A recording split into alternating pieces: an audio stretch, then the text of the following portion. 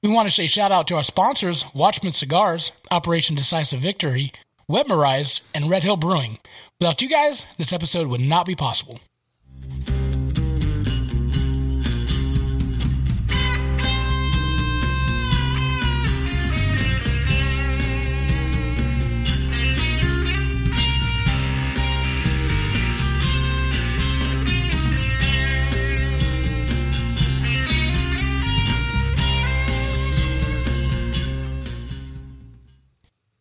Hey, hello, everybody. Welcome to a brand new episode of the Southern Fried Philosophy Podcast, where it's our take on life, liberty, and the pursuit of gravy, while you, the listener, are invited to come up on the front porch, grab a beverage, and set a spell.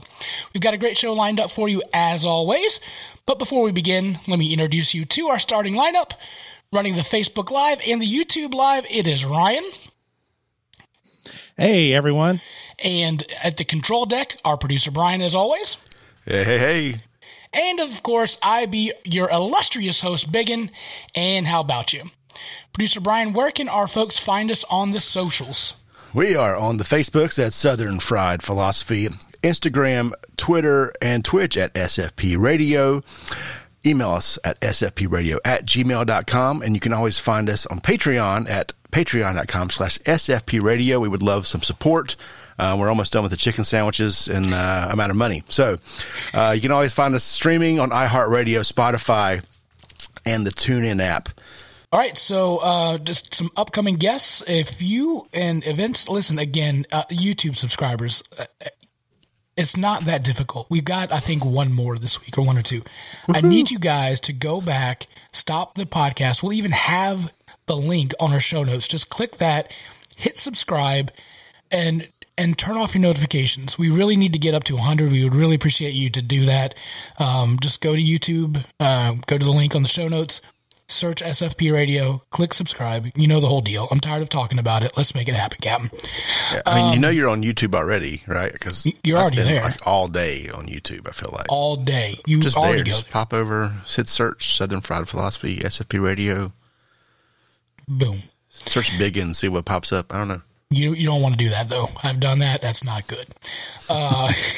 If you are staying at home and you want to do your own podcast or you need your podcast edited or video edited, check out headlines at SFP Radio. Just shoot Brian an email and he will get back with you so that he can, do the gobbledygook to make your stuff sound great. So there's that.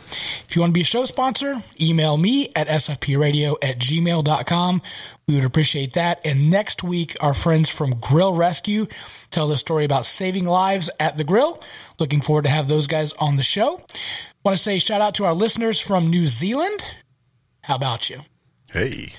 I don't know if I've said this before. I'm sure I have, but I was in love. My first super crush in high school was a foreign exchange student from New Zealand. Okay. I fell hard, gentlemen. I fell hard for that one. It was rough. So maybe she's listening. It's a long distance dedication. There you go. We still need Alaska, so if you know any friends in Alaska, Sarah Palin has not contacted us back, so there's that. But we will. One of these days, we'll call Alaska, hopefully soon.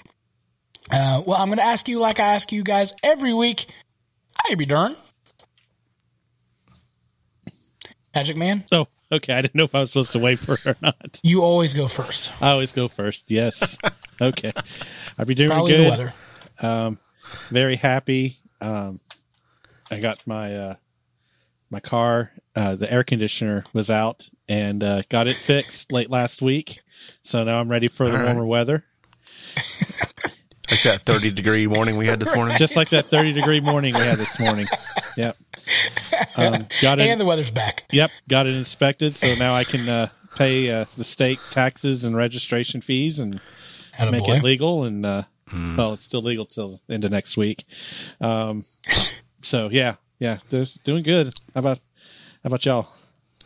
Producer Brian, how you been? Oh, I'm good. I just ended up fighting. I purchased a truck recently, and it took almost 90 days to get the title. So I've been riding around with a 30-day tag. Oh, It was faded out for a long time. Yeah. Anyway, we're good now. So last week, I received my syrup delivery. Syrup, right? My syrup delivery from Mom and Pop's World's Best Vermont maple syrup. Because we shipped it to Biggin's house, and I just hadn't been over there to pick it up. So, got my syrup. I got the 4-pack of because I wanted to sample the grades. So there's I should have brought them in here, but there's 4 grades. There's like a light, amber, darker, and super dark. This is what I'm going to call them. I think I might have it. Hold on. Oh, do you have the list? Yeah, they're not labeled the same way I thought they were going to be labeled. Oh, they're not? Well, you know what? I don't have it. But in producer Brian fashion, I decided to do a tasting of maple syrup. We got 4 little bottles. It was $20 for 4 bottles. And there's not, and you got the pound of maple cream. The values there. What's that? Oh, and I got a pound of maple cream. I'll get to that in a minute.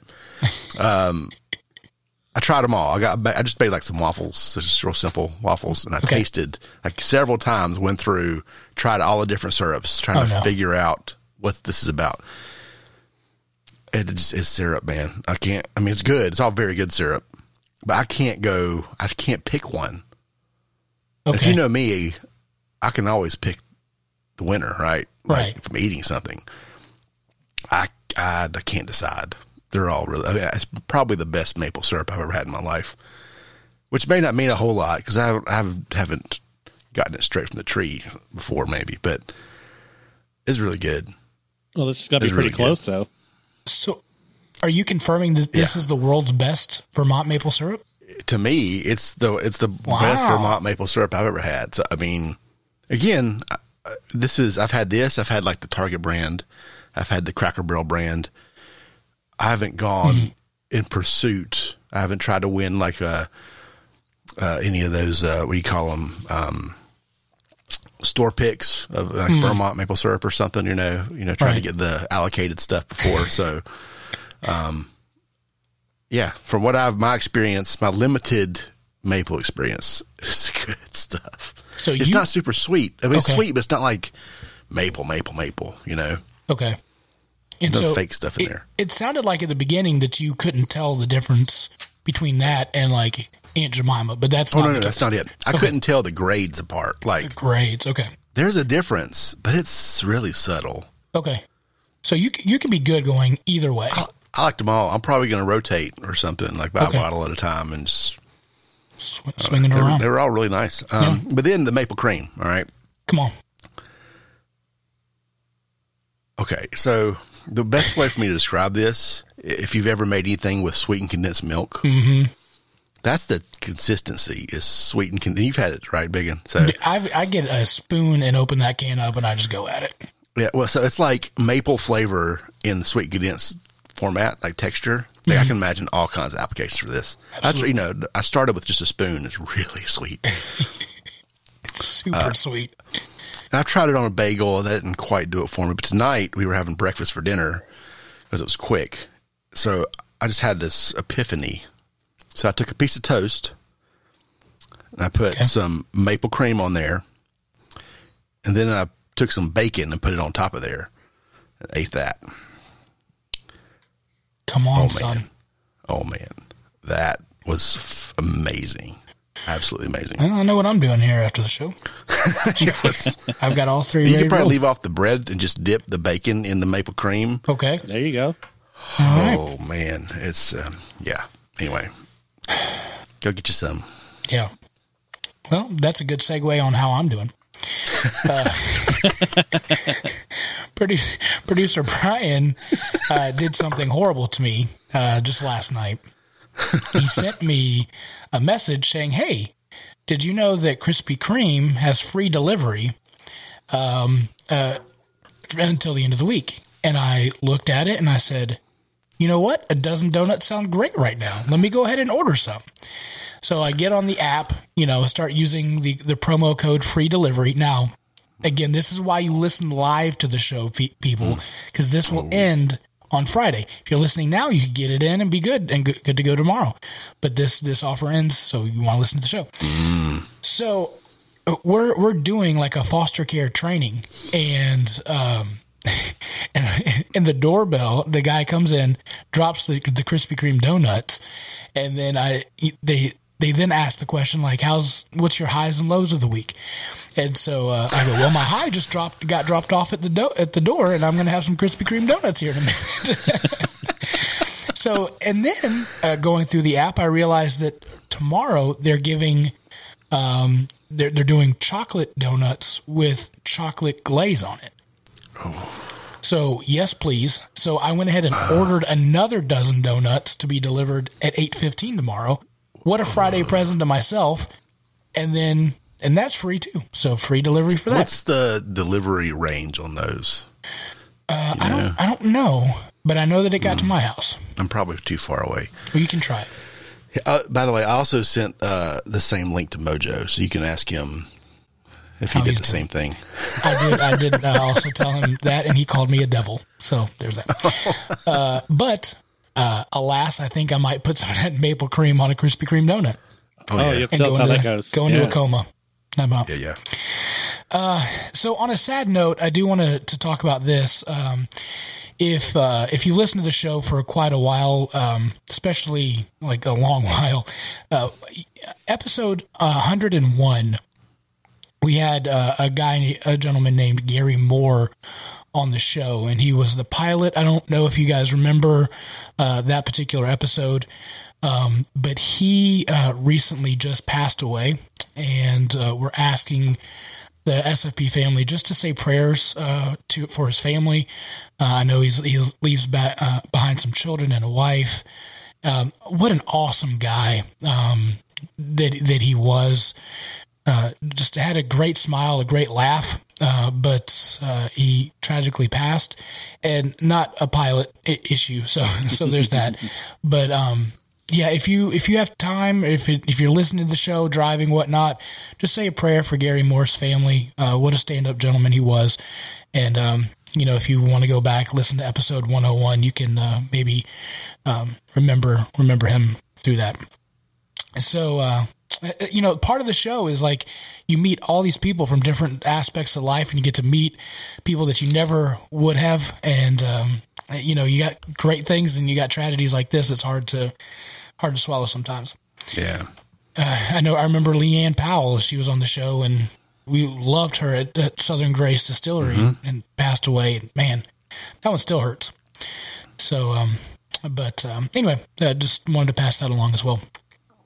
All right, so our Southern word for the week is if the creek don't rise. It's a Southern saying. You guys have heard that before, of course. Mm-hmm. I have, yes. Yep. If you want to get religious about it, some people will say, God willing, and the creek don't rise. Oh. Yep.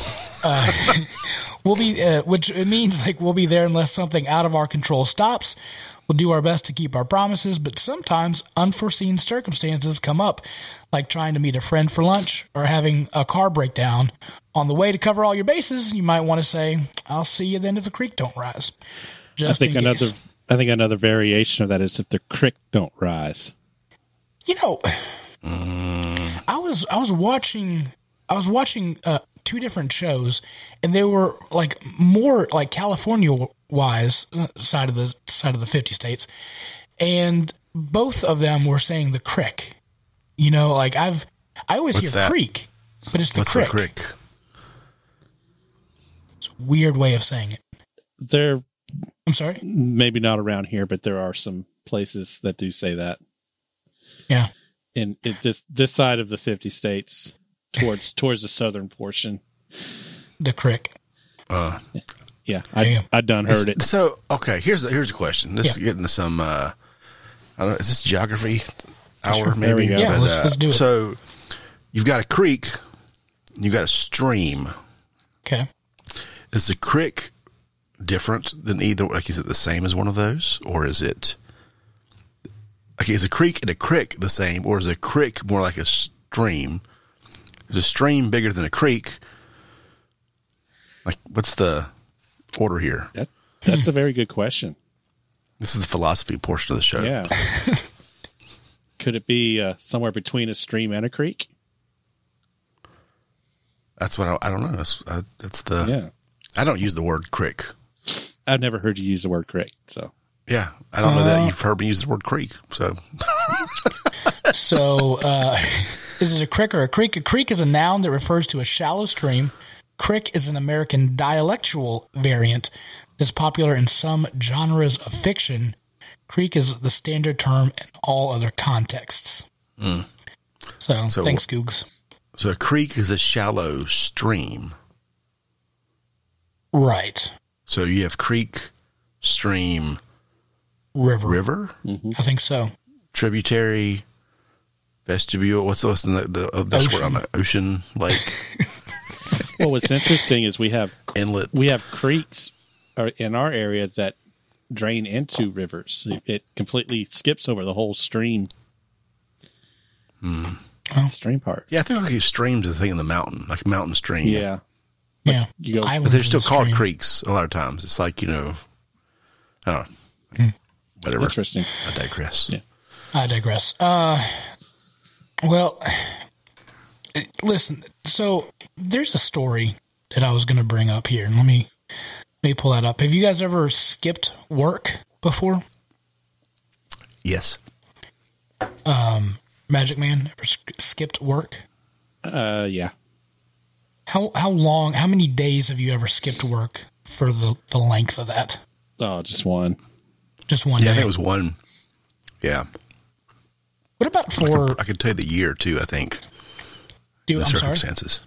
I could probably tell you the year and the circumstances if I need to. How about 15 years? An Italian hospital employee was accused for skipping work for 15 years.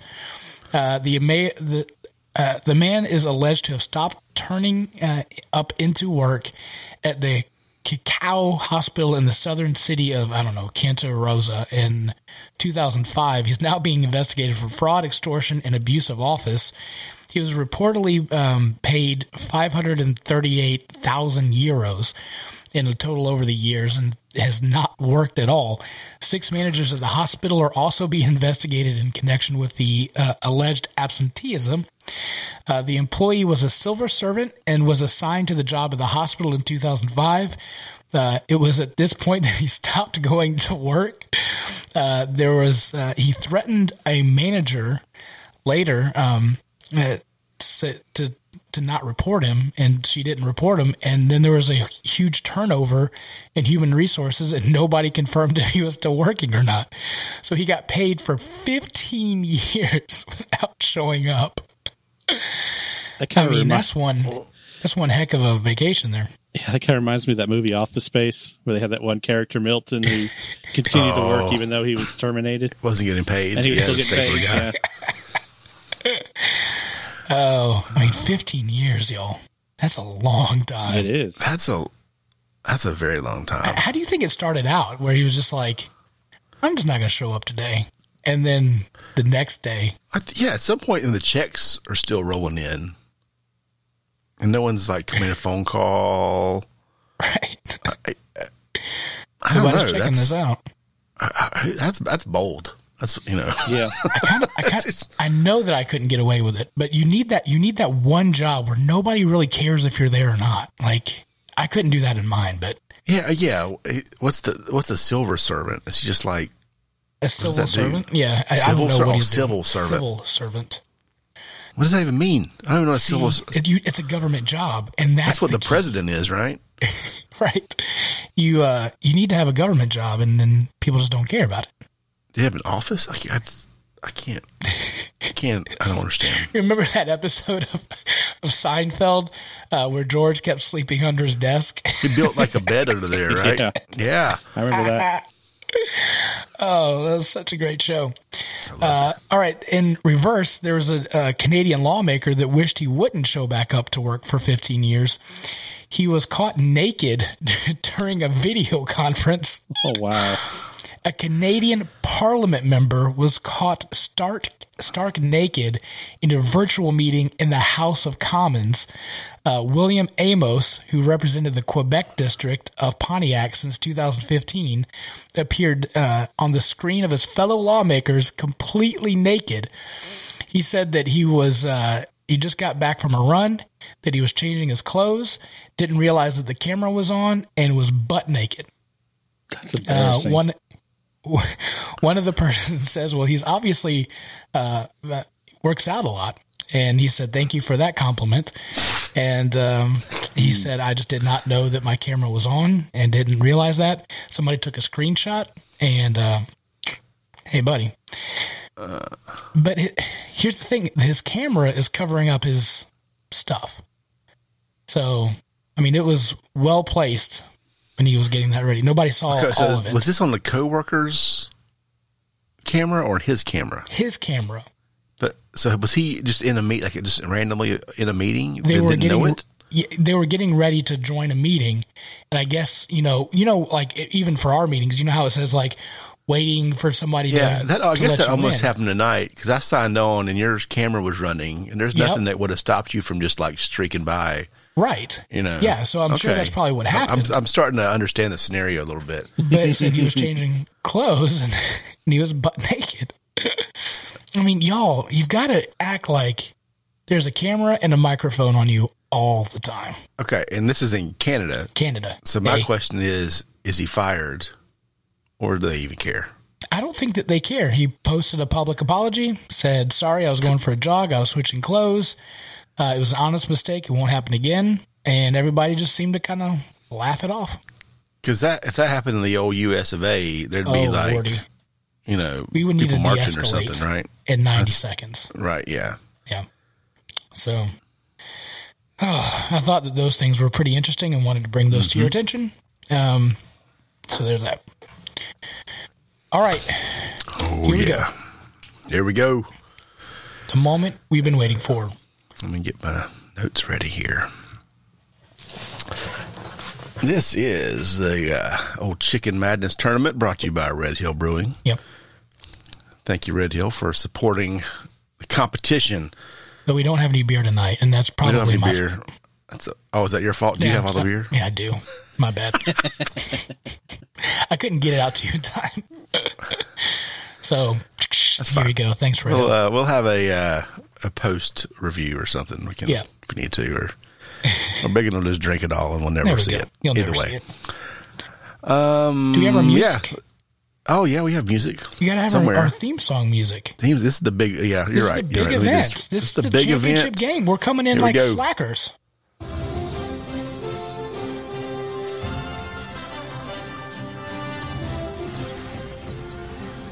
Chicken Madness Round 7, presented by Red Hill Brewing. The final game. 42 sandwiches have been eaten. Approximately $218 has been spent. Mm-hmm.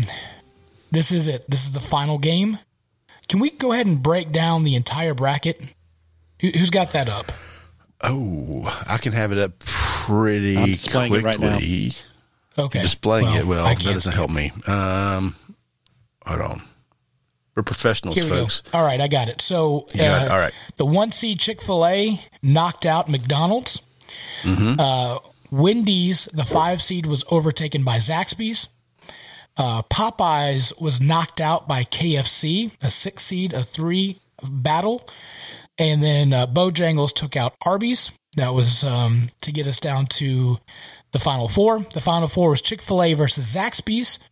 Zaxby's won that one, a 1-4 matchup. And then KFC beat out Bojangles in a 2-6 matchup to give us to the final game, Zaxby's 4 seed, KFC 6 seed. That's right. Again, just like, for a good majority of March Madnesses, the number one team doesn't always win. Just how it's seeded and it's bracketed and, things happen. Well, yeah. Well, March Madness usually have 4 number 1 teams, I guess, technically, but one of them usually gets pretty far. Right. But we did have some upsets in the Final Four. We did. Yep. We had upsets in the first round. In the grade 8. I think KFC kind of came out of nowhere. It did. I feel like we had no that one up expected against KFC. Popeyes, and so I thought Popeyes was a huge contender to knock off KFC, but that was a huge upset. Like if I was filling out a bracket for the company, I would have put them in the Final Four for sure. Absolutely. I kind of miss them. I wish they were back. No, we can have a consolation bracket next. No more. No more, you guys are please. sick of chicken sandwiches. My family's upset that I won't be bringing home sandwiches anymore on Wednesday, Thursday, whatever day. All right, so this is the big dance. These chicken sandwiches have been preparing all year for this. We have a 6 seed and a 4 seed with KFC and Zaxbys. So if you're just now showing up for the first time on this, shame on you. I'm going to explain it, right? Yeah. I mean, come on, guys, right? 5 points or a 30-point scale, 5 points for presentation, 5 points for bread, 5 for sauce, 5 for toppings, 10 points for chicken. So you get 30 points per judge for a total of 90 points. We have had one tiebreaker, which we got lucky, I think, on that one. Yep. Yeah, so let's get into it. KFC Sandwich. We'll start with the 6 seed. Presentation. Bacon 4. Mm-hmm. I gave it a 5 myself. Magic Man gave it a 4. Mine, I thought it was beautiful. It was a pretty chicken sandwich. Like yours from last week, mine looks like it got thrown up against the wall. Okay. And stepped on. So there was that. It was tough coming out of the gate already. Yeah, mine looked like the picture you see on the the menu. Yeah, mine looked good. Just Just not 5. It wasn't a 5, but it was a strong contender. Gotcha. All right. KFC bread, 3.5 from Brewing, 4 from myself, and 5 from Magic Man. Mine was day old. It was stale. Oh, ouch. Considering mine came from a Taco Bell KFC, I was. Oh, right. Mine was Did you too. get chalupa with it? But I think mine was a day old, and you didn't get a chalupa with it. Yeah, I did have a proper KFC. Yeah. Sauce, which is mayonnaise, 2.5 from Brewing, 3 for myself, and 2 for Magic Man. If I go back through the records, I'm pretty sure Magic Man scored a 2 on every mayonnaise. Because he loves it so. I believe so. Says enough there. Yeah, I mean, any big thoughts on the mayonnaise, Brewing? No, it was a little sweet. I did taste it on the side. It was a little sweet. It was pretty good, but I get a mayo. tartar sauce vibe from that mayo. Well, I think because those pickles are so big, Maybe. What are we on to? Toppings. So, speaking of pickles, 4 for Brewing, 3 from me, and 2 for Magic Man. Is that per pickle scoring? Pretty much, yeah. Okay. Those pickles were massive this time. It took over the whole sandwich. And oh, wow. I know we talked about pickles before, but this thing was huge. So that was a large pickle, my friend. So the next one is the chicken.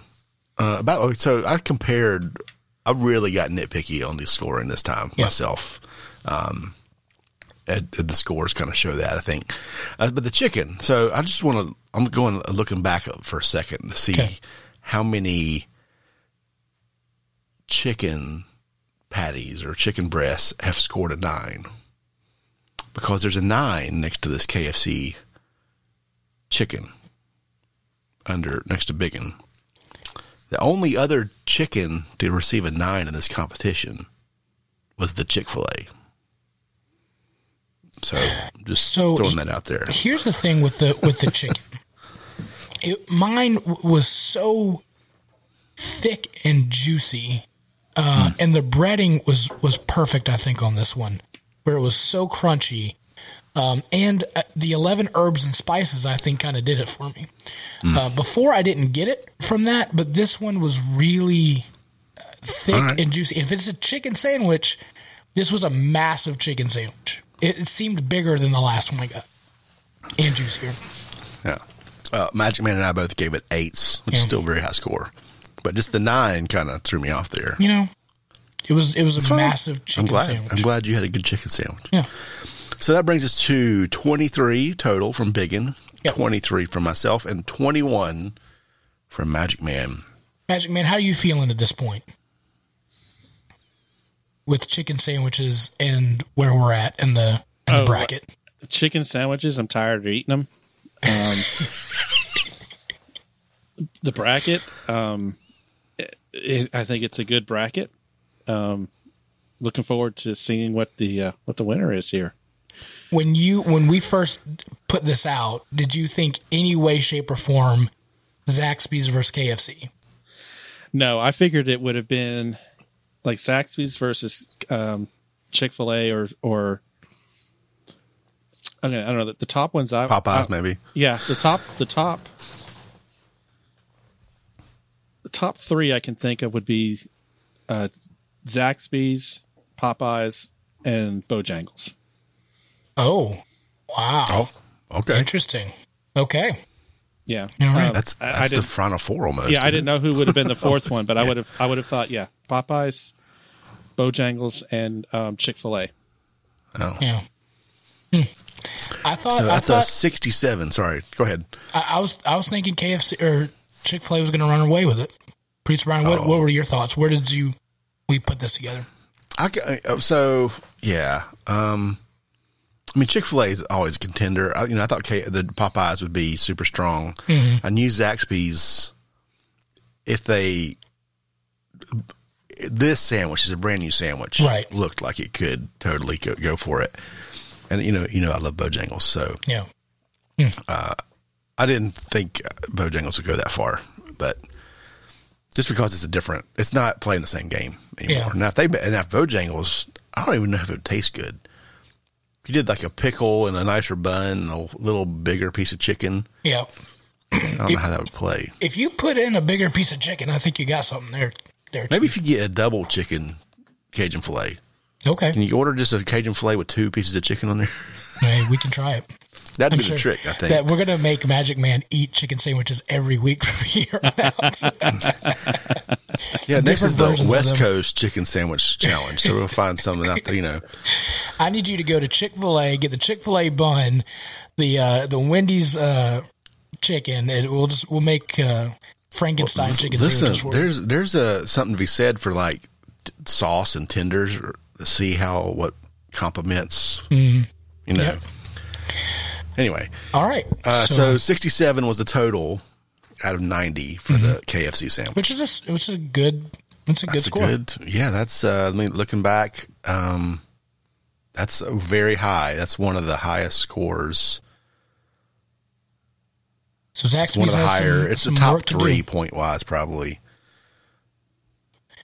All right, let's go to Zaxby's. What are we doing? Zaxby's. All right. Again, same point system.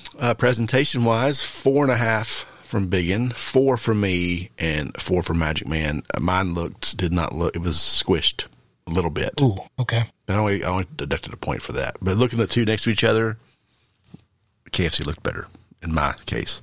Okay. Bread, 4 from Biggin, 5 from myself, and 5 from Magic Man. The bread's just, I like the bread better. Yep. That's just, period. It was fresh. It wasn't stale. So there's that. Magic Man, you gave it the same score. So yes. Bread's bread. Right. Yep. Didn't taste like tacos. That's good. Okay. That's a bonus because it wasn't at a taco place. So that's very good. Sauce, which is Zax sauce in this case, 4 from Biggin, 5 from me, and 3 from Magic Man. So I guess you don't love the Zax sauce? Is that? I'm not a sauce person, but Zax has it's all right. It's all right. Okay. It's better than mayonnaise. Yeah. Yeah. Better than mayonnaise. How was like the sauce ratio to you guys on your sandwiches? I think Zaxby's put a little bit too much on. I like the fact that they put it on top and bottom, and I've said that multiple times. Like that to me seals the deal. They don't just go one side; they put it on both. Yeah, exactly. Because that makes sense to me. Yeah. Toppings. This is again pickles. 3 from Biggin, which is down from the KFC. 4 from me, which is more than the KFC score, and 3 from Magic Man. So there must have been 3 pickles. Yeah, I think so. It's been a few days since I ate it. Yeah, I think it was. I A-B'd these. You probably did the same thing. And for my palate, I preferred the Zaxby's pickle, just from a taste perspective. Yeah, the KFC was too distracting of the sandwich, I thought. Yeah. It was just too big. Now it's hard to explain, but it was, I think the KFC pickle was saltier, maybe. Okay. Possibly. Less fresh. If I had to get, I don't know. It's been a day for me, so. Yeah. And now for the main event, the chicken. 8s all the way down. Yep. This was super low. So I scored these both identically. The Zaxbys was a slightly bit juicier than the KFC, but those 11 herbs and spices go a long way on that sandwich. So for me, the chicken, I really couldn't make a decision. It was a tie. Wow. I was like Magic Man was very close as well. It was 8s. Yeah. All right. Let's reveal the winner. Yep. So here we go. 23.5 from Biggin total, 26 from me, and 23 for myself. So that gives us a grand total of 72.5. Zaxby's takes the championship by less than 5 points or 5.5 points. Math. Here's one shining moment. Thank you, Zaxbys.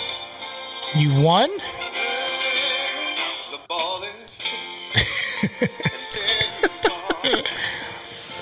We're going to get in trouble for doing this, so there's that. Yeah. So now, I didn't say this before, but now this is the only chicken sandwich you guys can eat for a year, is a Zaxby's chicken sandwich. I'm just throwing that out there. Oh, okay. I'm really hoping Zaxby's will listen to the show and then give us free Zaxby's for a year. There you go. Right? Yeah.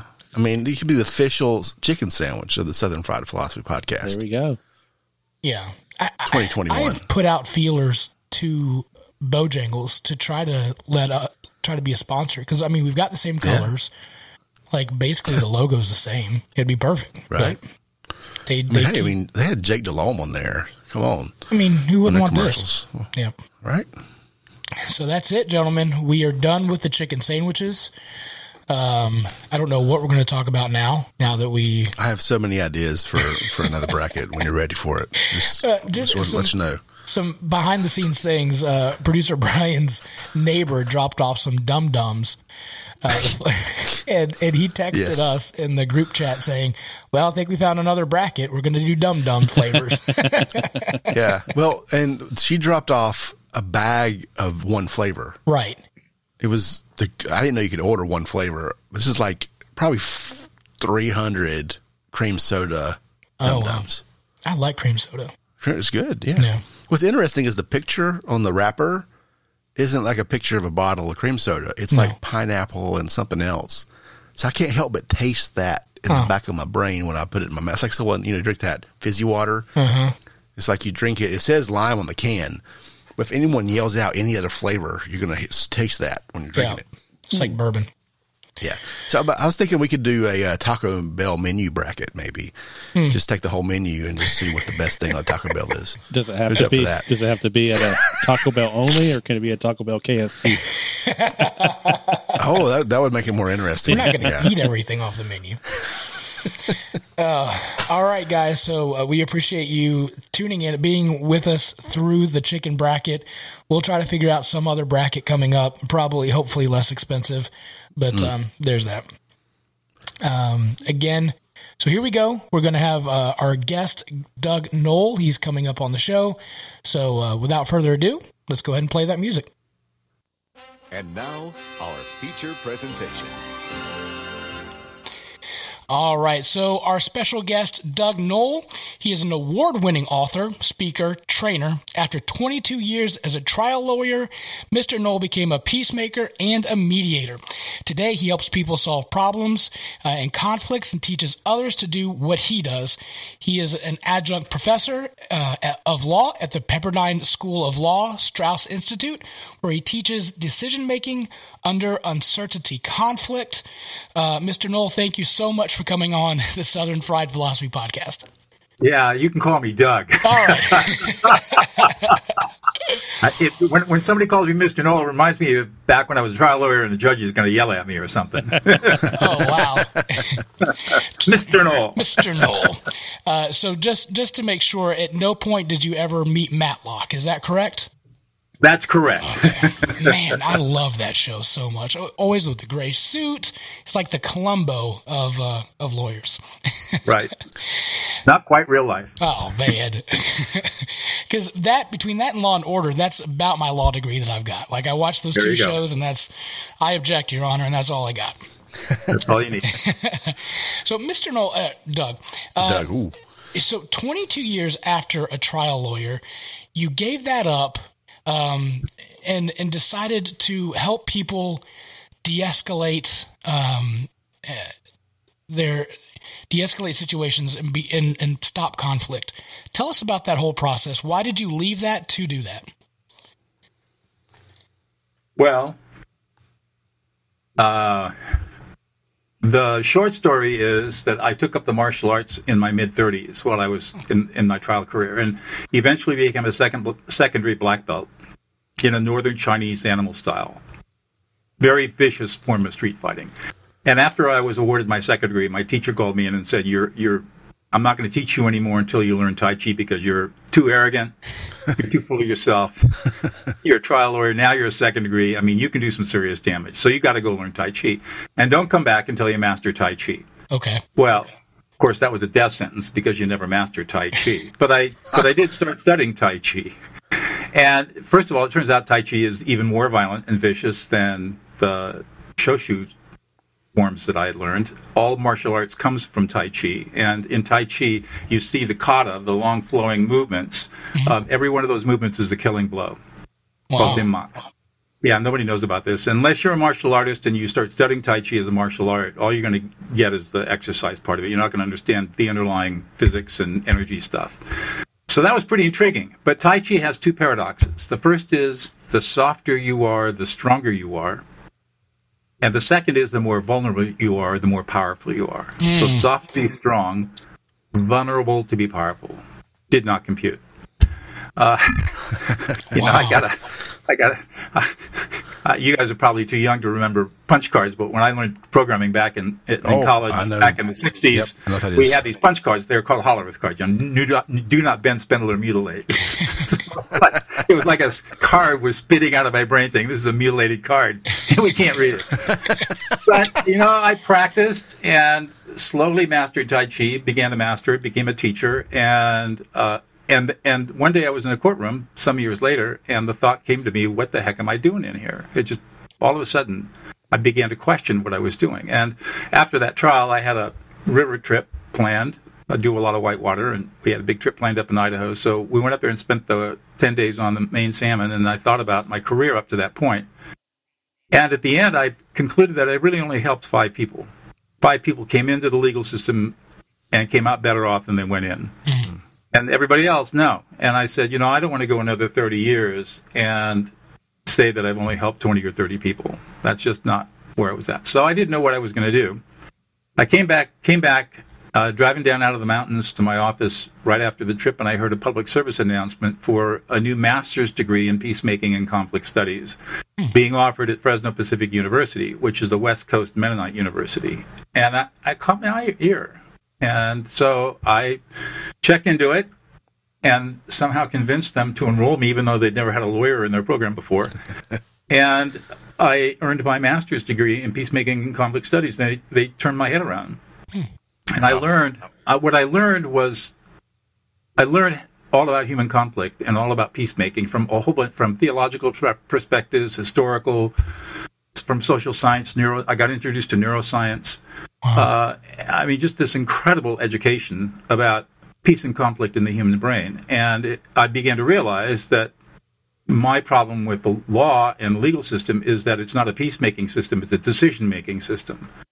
And it's important. It's important that we have this system, but there are many, many better ways to resolve conflicts other than through litigation. Litigation should be a last gasp, the last procedure of resort, not the first. Yeah. And unfortunately, too many people see the legal system as being the first way they go. They hire a junkyard lawyer, and the fight's on, especially in divorce. And the problem with that is that nobody ever gets any justice, and they spend hundreds of thousands of dollars in attorney's fees and walk out feeling like they've been violated. and their bank accounts are a lot less. Yeah. So I got my master's degree, long discussions with my partners. They finally, one day, the managing partner, who was my peer, we graduated from law school the same year, came in and said, if you don't stop this peacemaking, we're not paying you any more money. Now, he didn't have any authority to say that. Right. But he did it on a Friday, and I came back in on Monday and said, I quit. And I left $10 million on the table. Whoa. More money in the firm than I'd taken out. And on that Friday, I was gone. And I opened up my peacemaking and mediation practice, doing everything I told my clients never to do. Didn't have a business plan, didn't have any real money in the bank, didn't know what I was going to do. Sounds familiar. But it was a calling that I was called to. And so that's how it started. And I started mediating cases. And between 2000 and 2008, before the financial collapse, I was mediating really big, large dollar, complex financial and commercial cases across the country. And along the way, in 2004, I did a mediation in Santa Barbara, California, involving a divorced couple who had spent $30,000 over an $18,000 problem. You know how that goes. Wow. Yeah. And but they were so angry at each other that if they had had knives, there would have been blood on the floor. I mean, I've never heard two people who were nicely dressed and well presented cussing at each other out like they did. And my back was up against the wall, but I'd done all this studying all these years, and finally an idea crystallized in my head, and I heard my brain, a voice tell me, listen to the emotions. So that's what I had them do. I had the ex-wife, Susan, stop everything. I had them both stop, and John was telling a story, I would ask Susan, what's he feeling right now? And at first she didn't get it, but then she did get it. And all of a sudden, the temperature of the room just completely chilled down. She felt empowered. He felt listened to. I mean, it was amazing to watch. We switched roles. He listened to her emotions as she told her story and reflected them back. And at the end, he put his head in his hands and started to sob. And he looked, after he blew his nose and looked up with tears coming down his face, he said, that's the first time you've listened to me in 25 years. Ooh.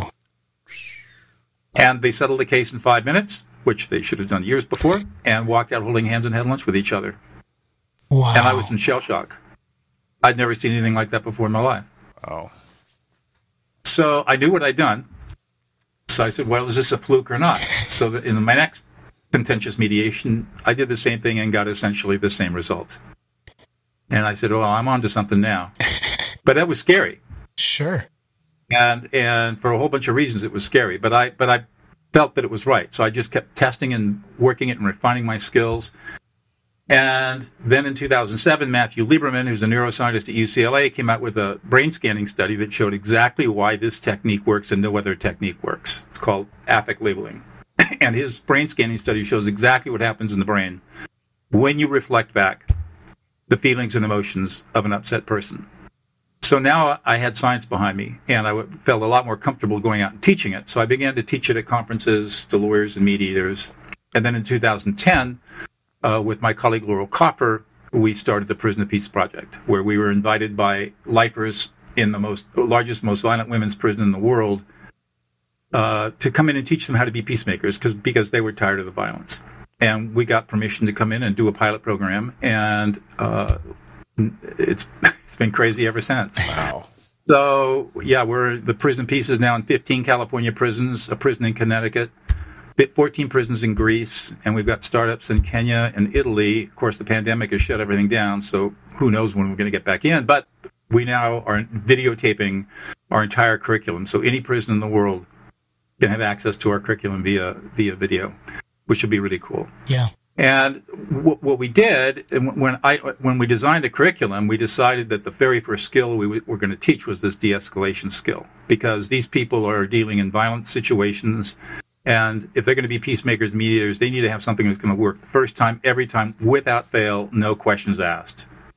And there is no room for screwing around and no room for error in these environments. They're extremely violent. Yeah. And that's exactly what happened. And these inmates were incredible, amazing, powerful people who, once they learned these skills, became model inmates.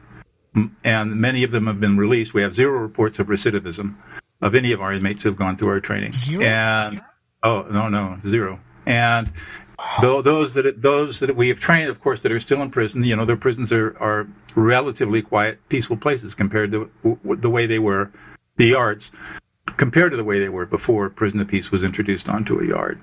And we've got all kinds of letters from wardens and people saying, talking about the changes. So that's basically kind of the course of all of this. And the inmates bugged me for years to write my fourth book because they were seeing the transformations in themselves, and their families were commenting on how they were changing. And they said, could you please write a book? We know you're an author. Could you please write a book about this so that we have something that we can refer our families to?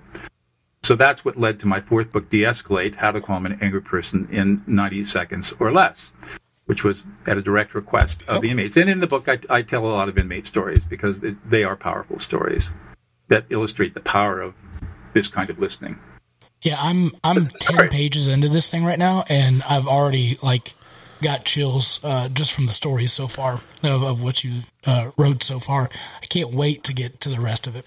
Were you reading while he was talking? Is that what was happening there? No, I was trying to figure out, because it's affect label. He said that phrase, and I couldn't. Affect labeling. Affect labeling. Yeah, so that's a technical term. We call it affect labeling. What we're trying to do is distinguish the type of emotional listening that I teach, from the old-fashioned active listening, or from nonviolent communication, both of which don't work. Never have, never will. They can't work. They won't work. They're still taught all over the place, but that's just because people don't know any better. Yeah. But you never use an I statement when you're listening to somebody else, and this is a mistake that goes all the way back to the 1960s to a psychologist, Roger Gordon, who invented the term active listening, and his work was misconstrued, typically, and people picked it up in the human potential movement, and we just can't get it out of our system to use these I statements and also stay away from emotions. And you talk to most psychologists will tell you this stuff is stupid and it doesn't work, and they don't know what they're talking about because they haven't done the research and they haven't done the science like we have. So it's always fun to talk about that because a lot of people wonder about the you versus I statement. So that's a very big part of the process that we teach. And in the beginning, it's a little weird. If I'm going to tell you big and hate, man, you're really pissed off. You're really frustrated. You're really angry. You don't feel like anybody's listening to you. You feel completely unsupported and unappreciated. And it's kind of making you sad. And it's a little scary. So that's what affect labeling is, what I did just there. Just using statements and reflecting back your emotional experience. And that takes some getting used to. But once you learn it, you never go back because you see the power, the transformative power this form of listening has on people. Do I really look pissed off? Because I'm trying not to look like that. Well, and that's so different than what I'm taught in therapy. It's a repeat back of I hear you say this, and then always say I feel blah blah blah. So that's okay. It's correct to say I feel. Okay. You're going to use an I statement when you're asserting your own feelings and experiences. That's correct use of I statement. Okay. It's an incorrect use of an I statement to say, what I think your feeling is, or I'm sensing that. Whenever I use an I statement talking about you, it's now all about me, and your brain shuts off. All of these great things that Lieberman discovered don't happen when you use an I statement. So they only happen you say you feel blah, blah, blah, not I think you feel. That's right. Exactly right. Okay. So in your book, it says on the front cover, because again, I'm only 9 pages in, how to calm an angry person in 90 seconds or less. So how do you do that? Now, please go out, get the book, read the book or whatnot. I don't want to give out any secrets. There are no secrets here. I can explain it. And the 90 seconds is interesting because it really takes about 30 seconds. But when the publisher and I, the editors and I kind of got into it over, well, how fast is this? Well, no, 30 seconds, that's just 90 seconds is unbelievable enough. So here's how we do it. Okay. 3 steps. Everybody take out a pencil and paper, write this down, and then buy the book because just knowing the 3 steps intellectually is not going to help you. You've got to really get the book, take my courses, learn how to do this stuff. Okay. It's easy to state, take some practice to master. Step number 1. You're confronted with any kind of upset person or even a happy person. This works really well with children, especially happy children. But you are seeing somebody who's emotional, either happy or positive or negative. The first thing you're going to do is ignore their words. Now, we'll use anger as an example because that's the title of the book. When somebody is angry,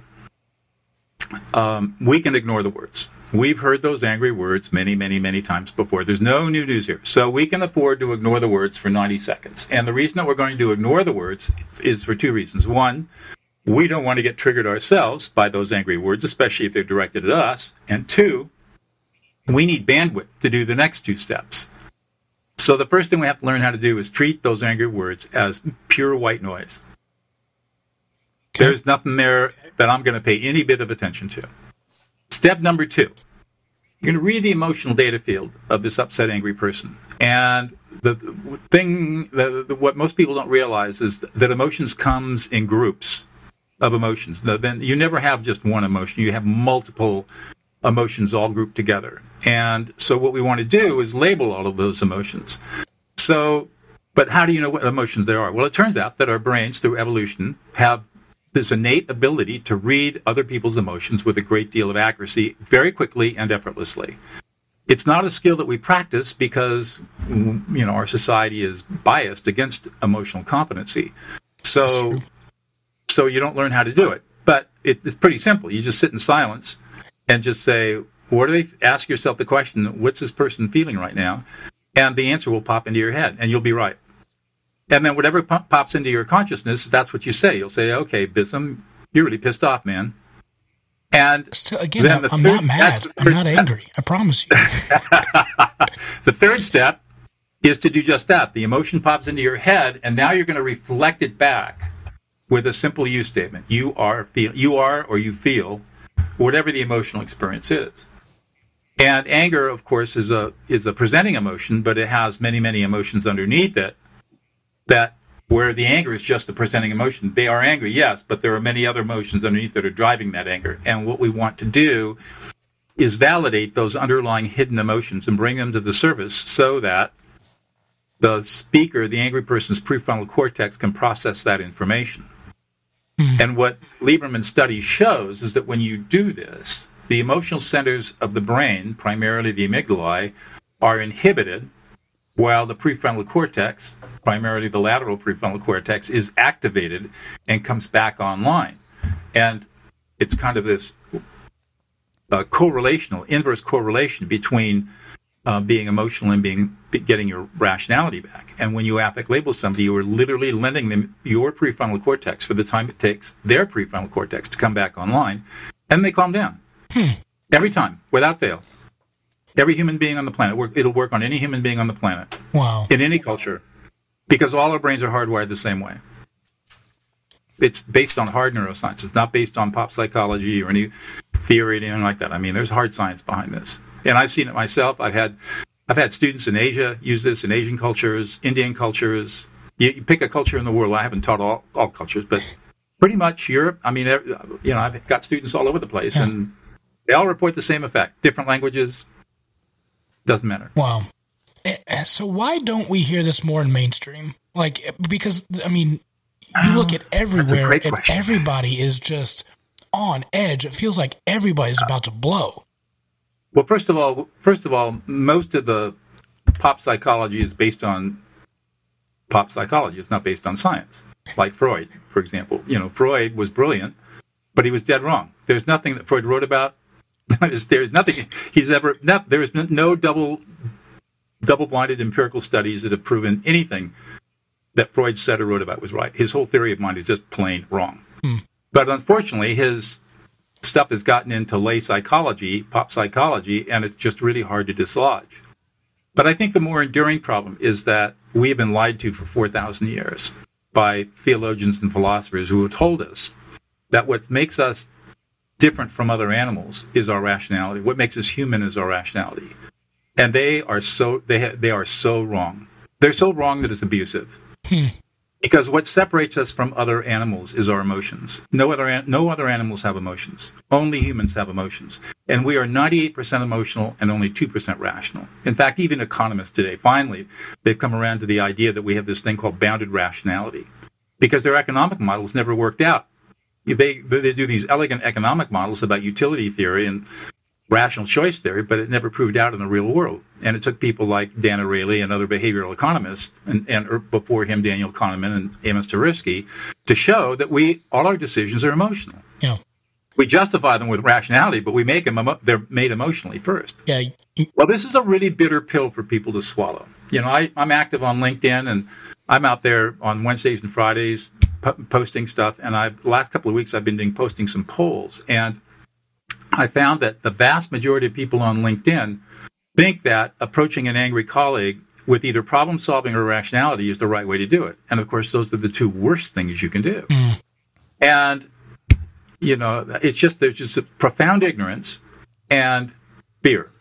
A lot of fear. People are really afraid of emotions. Yeah. And so And I think fear really, it drives a lot. I mean, it drives that anger. I mean, it's the root emotion of most of that, right? Ultimately, we're just scared. There are 11 different kinds of anger. So it really depends on what kind of anger you're talking about. But fear can certainly be one big driver of anger. But when it comes to dealing with emotions, almost all of us are emotionally abused growing up. Our parents can't help themselves. They abuse us. They may love us, but they're still abusing us. It's a deep and pervasive and insidious abuse called emotional invalidation. I'll give you an example. All of us, we're all four guys here. Remember when we were 2 or 3 years old, and we're out running around, having a blast, and we fall down, skin on our knees, and start to cry? What are we told? Suck it up, buttercup. That's right. Don't be a sissy. Stop crying. Be a manly man. Big boys don't cry. And we're fed those lines for all of our childhood into our teens and into adulthood. And what is that teaching us?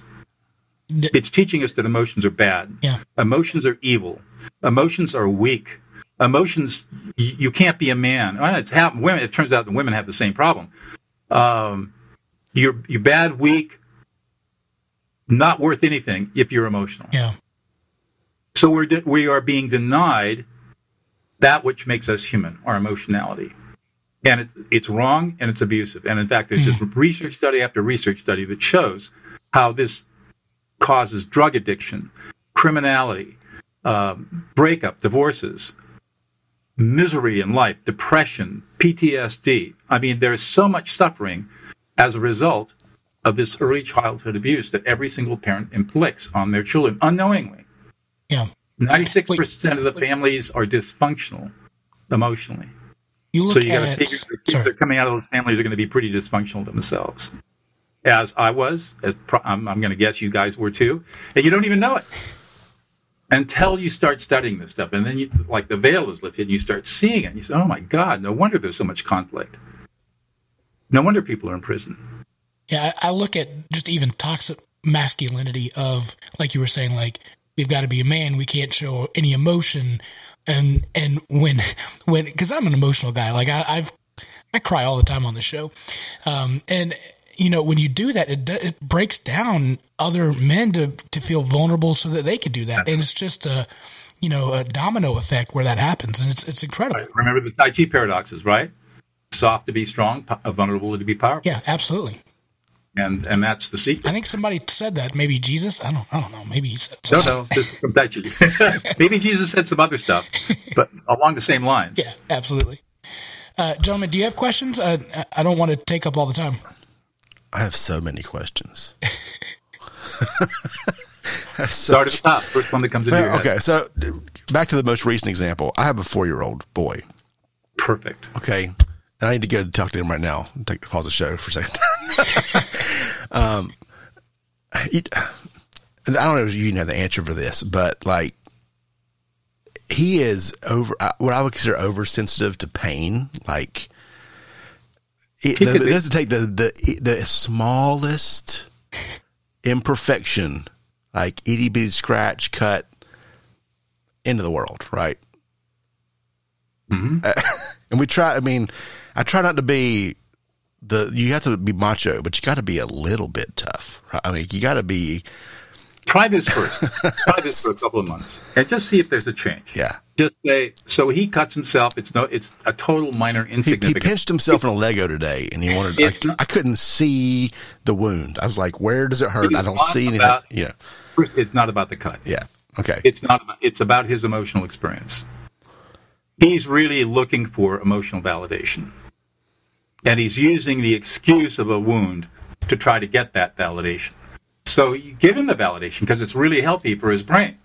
So he mock pretends that he's got a cut and he's having a tantrum or a meltdown or whatever he has. Just stay with him for about 90 seconds and reflect back these kinds of emotions. Man, that must really hurt. You're really scared and kind of anxious, and it's kind of scary to feel this way. And you're feeling like nobody's listening to you. It really hurts. And you're scared. That's all you really need to say. Sometimes you go a little deeper. You say, sometimes you feel all alone. You're abandoned. Nobody loves you. Because that's how children feel a lot. Not true, but that's how they feel. And just watch. He'll say, yeah. That's what he's going to do. Yeah. And then you nod of the head. Yeah. His shoulders are going to drop, and he's going to relax. And it's over with. In less than 30 seconds. You do that to him every time he's in upset. Doesn't matter what the cause is. Just validate his emotions. In 4 months, won't be a problem anymore. You'll reprogram his brain. All righty. All right. Then you can email me. You can email me in 4 months. We'll do a follow-up in, August or something. Give it a try. I have parents that I've trained over the years, and they report how they had a 2-year-old or 3-year-old who just had constant tantrums and meltdowns. And what they don't understand, most parents are not taught about neuroscience and neuroscience of childhood development. But tantrums are the brain's way, the baby's brain way of protecting it against harm. So a tantrum is like a fuse blowing. The toddler is overstimulated and can't handle anymore. And so the brain goes into meltdown to protect the brain from serious damage. And that's what a tantrum is all about. It's just an overload protection, like an overload voltage. All you have to do is affect label the child in language that's appropriate to the age. Oh, you're really tired. You're really scared. You're really frustrated. Stuff like that. Whatever's going on. And 30 seconds, gone. I guarantee it. I'll try it. It'll probably happen tomorrow. It's how the brain is hardwired. And people can't believe that something apparently this simple is so powerful. Wow. And everybody wondered, well, how come we didn't know this before? Well, brain scanning technology has only been out since 93. So, not even 30 years yet. And this stuff is so new. And most neuroscientists you talk to, they won't even know about these studies because they're all studying other stuff. So there are just very few neuroscientists who are looking at these kinds of issues. Their papers get buried in journals. It takes somebody like me, who's not a neuroscientist but understands neuroscience, to go rooting through all the research to find the papers and studies that offer insight. And then my job is to take what they have demonstrated about the brain and turn it into an intervention, something that will work. And that's what I do. Because I'm a peacemaker and mediator. People pay me big bucks to come in and solve really difficult problems. I better have tools that work. Yeah. Right. So I go to the science to find solutions. How do I get my wife not to go to Olive Garden anymore? Because I'm tired of that argument. You can go by yourself. That's perfect. Magic Man, I thought you were going to say something. No, and I mean this as a compliment. It sounds like I'm going to say it's bad, but no. Oh boy. I mean this is good. This is good. Here we go. What the instructions, Doug, that you just gave producer Brian with dealing with his child reminds me kind of the way somebody who I think is a national treasure did it when he was dealing with kids, Mr. Rogers. Because he talked. I mean, he basically put himself down at a child's level, so to speak, to relate to them, and said that, things just like you feel lonely, don't you? And that's how children were able to relate with him, and right. He was able to teach them. Adults are the same way. Don't ask questions. Yeah. So don't say you're lonely, are you? No. Oh, you're lonely. You're sad. Mr. Rogers epitomized a lot of that early stuff. Again, this guy, Roger Gordon, who invented active listening, actually was quite instrumental in doing this sort of work with children. He was on the right track. His work was misinterpreted. Gordon himself was correct in what he was doing. It was his work that was misinterpreted by other psychologists who got it all wrong. And there's another guy, Gordon Neufeld, who's a developmental psychologist out of Vancouver, British Columbia, who is just brilliant. And he doesn't use affect labeling, but he talks about why this kind of process works with children. He talks about developing emotional maturity, and just really great theoretical stuff. So cool. There are a lot of people out there that are really doing the work, but it's just not getting into the mainstream yet, which is why I do these podcasts, because the more people I can reach. And, it's not for everybody, but maybe 1 out of 10 or 1 out of 100 will maybe grab a book or give me a call or take one of my courses and learn this stuff, and their lives will be changed forever. I know, because I've seen so many lives change forever. With neurology and the brain function and everything, and you said it works 100% of the time. What about in cases where there's brain damage or brain dysfunction? It depends. That's why I don't use the term mental illness. There's no such thing as mental illness. There's brain dysfunction. Okay. And it can be caused by a lot of different things. Right. Okay, so we're dealing with some kind of dysfunction in the brain. It could be physical, or it could be how the wiring is set up. It could be lots of different things, cognitive, lots of different dysfunctions. It depends on the kind of dysfunction. Okay. About the only kind of disorder that I've experienced where I don't think this will work very well is when you have to deal with an overt maladaptive narcissist. Maybe extreme sociopathy or psychopathy, where people have no empathy, they're deeply alexithemic, they don't have any ability to relate to their own emotions. Those kinds of deep brain dysfunctions, this will be more challenging. Having said that, I have worked with some of the most violent inmates, at least in California, which are probably would be representative of the population, right. Very violent people. And they've completely transformed their lives when they learn these skills. Wow. And in really, truly miraculous and amazing ways. So I do believe in neuroplasticity, which is the idea that we're not set in, as long as we've got enough brain cells in there, enough neurons, we got a couple of billion, give or take, we can reprogram our brains in many, many powerful ways. And the brain will make up for deficits by co-opting other parts of the brain to take over functions. So being put into the right environment with the right kind of training over a period of time, there's always hope. Always hope. There's a phrase that you've used several times is you felt listened to. Yes, I think, listening others into existence. Yeah, I'm that seems to be key just for anything, is we as a society and as individuals just do not feel listened to. And you see that through Black Lives Matter, you see that through just individual lives, like we just don't hear that. Right. All of the injustice that people are talking about, which is all real, is really all about being validated and being heard and being listened to and being respected. And most people, in my experience, don't need to be right. They don't need to be right. Yeah. They have a need to be heard. Right. And once they're heard, then you can have the conversation around whatever the topic is. And the reason that we are not listened to is because most of us have never experienced emotional safety. Because of this family dysfunction that I talked about. We all, until you learn these skills and it changes you, we've got walls around us. So we can be emotionally shut down, or we can be emotionally unavailable, but for both men and women. And, even in relationships where there's a loving relationship, it can only get so intimate, because it gets any more intimate than that, then you're going through the wall where it's dangerous. Mm-hmm. And this is all due to childhood pain, emotional pain inflicted by parents when they emotionally invalidate. And we learn how to protect ourselves from that pain.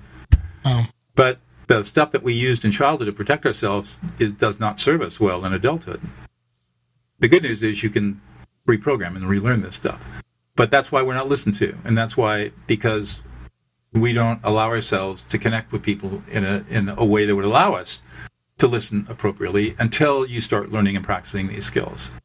And the thing about learning these skills is as you start to practice, it's like a bubble forms around you. And I can have somebody just spitting in my face, spitting angry. Now, their hands better not come up. If their hands come up, then my hands come up, and you don't want to be around me when my Tai hands Chi come comes out, right? No, sir. But they can be spitting angry at me, and I don't care. Oh, man, you are really angry. And what I feel is deep compassion. And I'm not reactive, I'm not triggered. I feel compassion for them. I feel their anger and their pain, and they're just experiencing their pain. And fortunately, I'm in a place where what they say, what they do, as long as they don't take a step towards me, is perfectly okay. And I can be there. They can be as angry as they want to be, and I'm going to hold safe space for them to be angry like that. And that's why they calm down. Yeah, because I'm safe. I think that's so countercultural. Of people are just spewing, and they just want that reaction. And if you don't give them that reaction, it just kind of goes against the wall. And like watching a balloon deflate. Right. Yeah. Yeah. So I get, I've got a big YouTube following and social media, and I get these snarky comments every now and then, and all I do is affect label them. Oh man, you're really pissed off. You're really angry. You don't feel listened to. You don't feel heard. They go away. Yeah. Never hear from them again. The instant foolproof way to get rid of snarkiness. And it's a great way to demonstrate the skills in writing in text. Nice. Ryan, do you have any questions? I think I saw in your biography that you're a pilot. Yeah, I fly airplanes and helicopters. Okay, yeah, I was just curious which certifications and such. I know this is kind of off topic. I'm a private pilot, instrument rated, tail wheel endorsement, and I've got a rotorcraft endorsement, so I can fly helicopters. Although I haven't flown a helicopter forever. I haven't really flown much in the last couple of years, anyways. But yeah, I've got 2,000 hours flight time in both. Goodness. And I've got a multi-engine rating too. Oh, that's good. Do you did you say you had an IFR rating as well? Okay. Yeah, instrument rated. Yeah.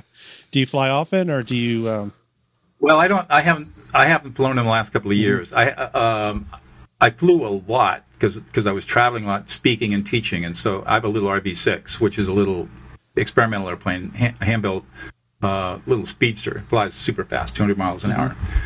So I would fly all over California, really fly all over the West, and I use that. But then a lot of that work stopped, and I'm not a person that goes out to fly to go buy a hamburger. I'm not a recreational pilot.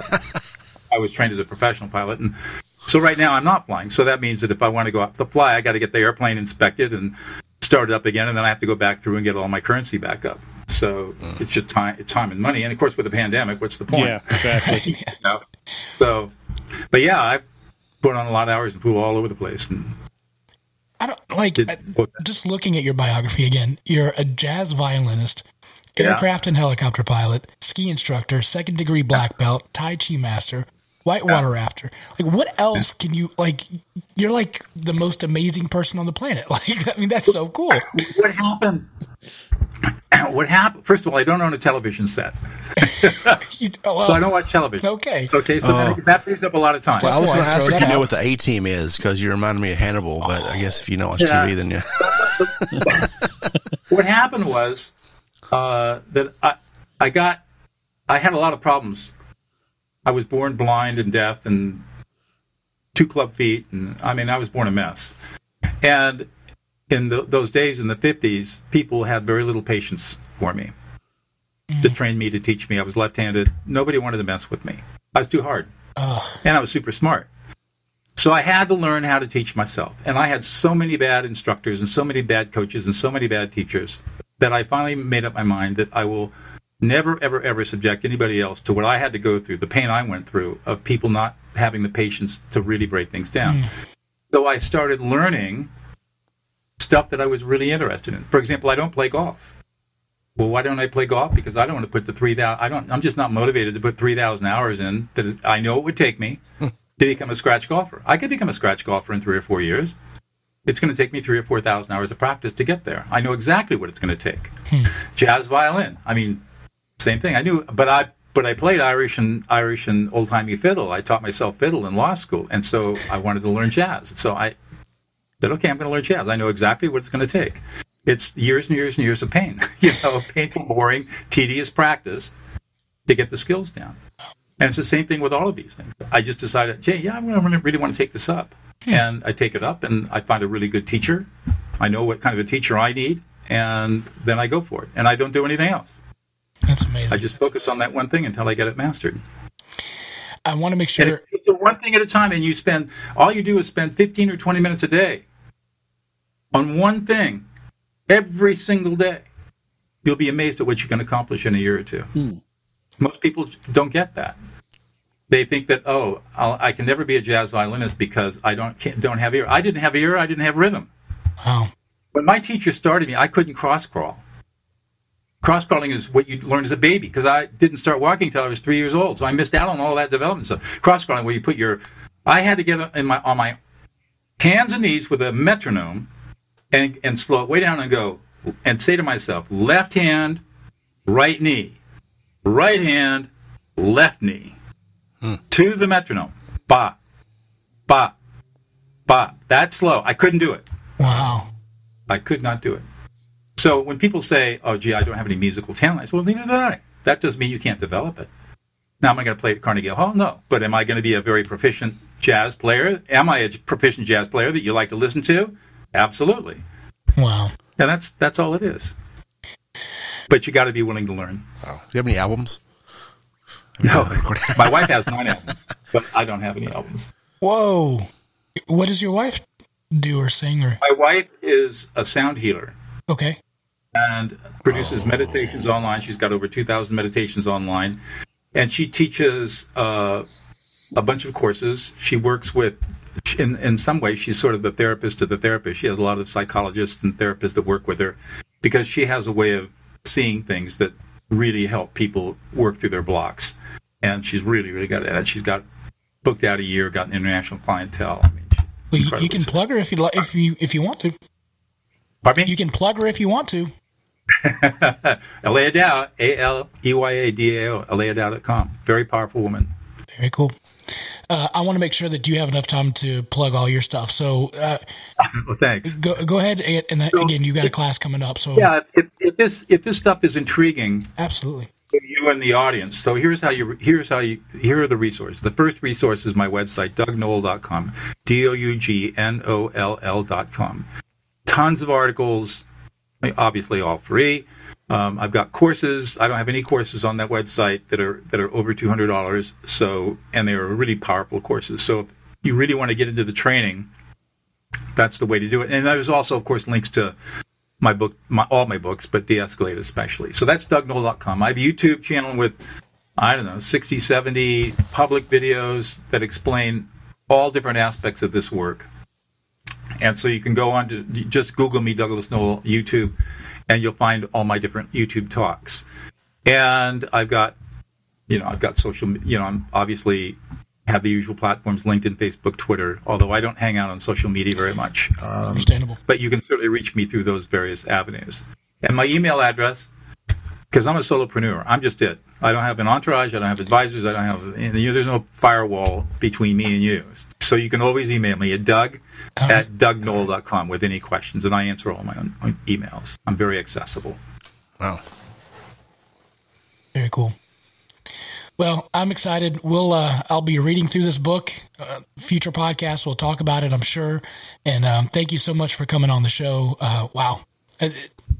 My brain's about to explode of all the stuff. So, well, thank you guys for having me and for giving me the opportunity to share with you some of these radical, innovative, counterintuitive, and counternormative ideas that are literally going to change the world. Wow.